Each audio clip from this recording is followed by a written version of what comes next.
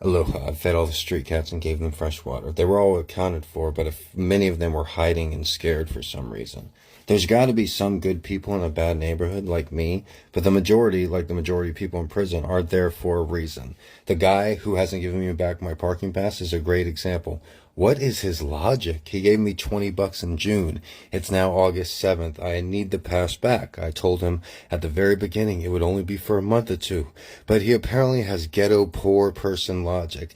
That's fine, brother, because I'm not just smarter than you. I'm also taller, faster, and stronger than you. I'm not scared of your felon ass one bit. The majority of people in prison like this guy are pathetic and passive. I remember or passive aggressive like this, not giving me my pass back. I remember when I initially told him I needed the pass back, I saw someone matching his height and description, pacing back and forth from the ghetto apartments across the street balcony looking in my apartment's windows. He was doing this all into the night until I finally shut my windows. I didn't put two and two together, but now I realize it was probably this crazy fella who, after interacting with him, I'm pretty convinced he has a criminal record. Good thing I took a video of him, his truck, and me giving him the pass. Guys, listen, if anything happens to me, it's this guy across the street.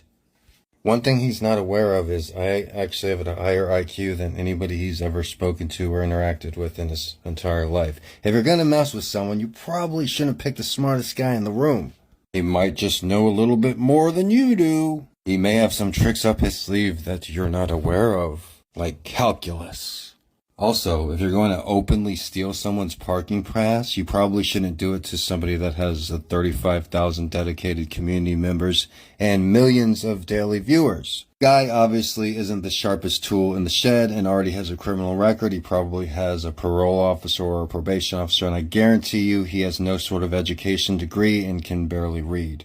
Oh, Mr. G, but it's street logic. You should be scared. Oh, really? Because I'm not only friends with, academics and the next governor. I also know some really crazy Wyanite brothers. A lot more crazy than this guy knows. I don't care how much time he's done. Don't believe me? Oh, okay. Well, we have street logic closer because on this street, there's a lot of homeless people and I know a lot of them. Many more than he does. I bring them soda and Pepsis. Many of them have dogs and they like animals.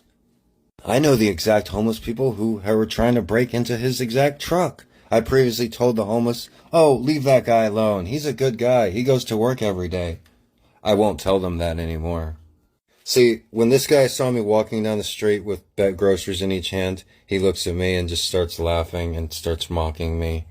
Simple-minded fool.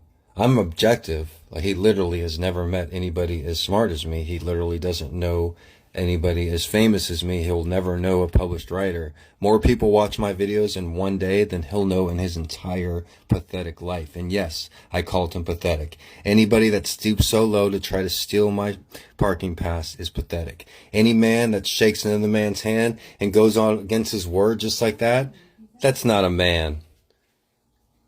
I'm Mr. G, and I am a man.